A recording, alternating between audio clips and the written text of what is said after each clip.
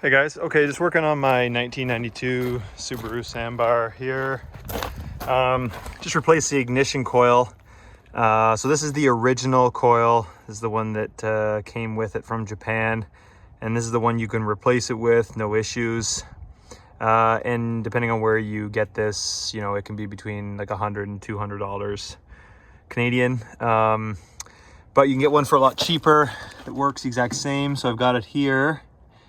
And it is actually the coil out of a 2000 Dodge Caravan.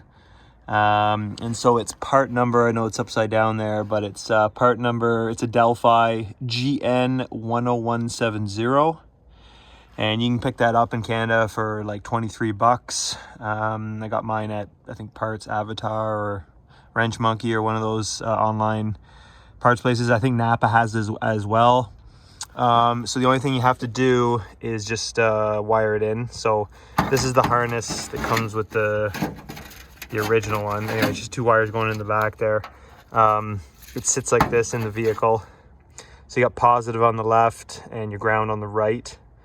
I've already been into mine before. Like, I had to fix these wires. That's why they might look a little different than yours. But those are the original ones right there. I think the positive is the black and white.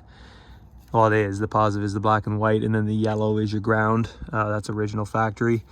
And then all you got to do is just put on some of these just flat spades here. So I put those on because the Grand or Dodge Caravan one just has the flat spades. So now this is where it's sort of, I'm not really sure the polarity, but usually the polarity doesn't matter on a coil. And I shouldn't say like it doesn't matter at all. There's definitely an impact depending on positive, if you put this on positive or on negative.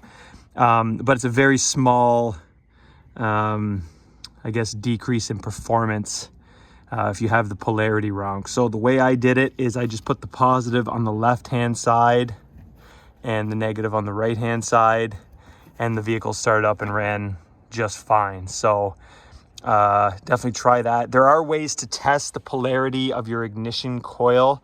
So you can get like an old school voltmeter, the one with the needle, and you can put the negative on one of the spark plug, like on the distributor here, on one of the spark plug wires, and then put the positive on a ground, and the needle should spike up. If it spikes back down towards the left, you've got the polarity wrong. But I don't have a analog multimeter here with me, but when I have one, I'll check to see that. But regardless, the vehicle runs, drives, performs really well in this configuration. So I'm thinking it's right, or if it's wrong, it's just not making a difference in my particular case. So yeah, if you guys are having a hard time finding that, you can get it pretty easily. And it even mounts to the exact same bracket. So to take it off, you just remove that, I think, 12 millimeter bolt there and that 12 millimeter bolt there.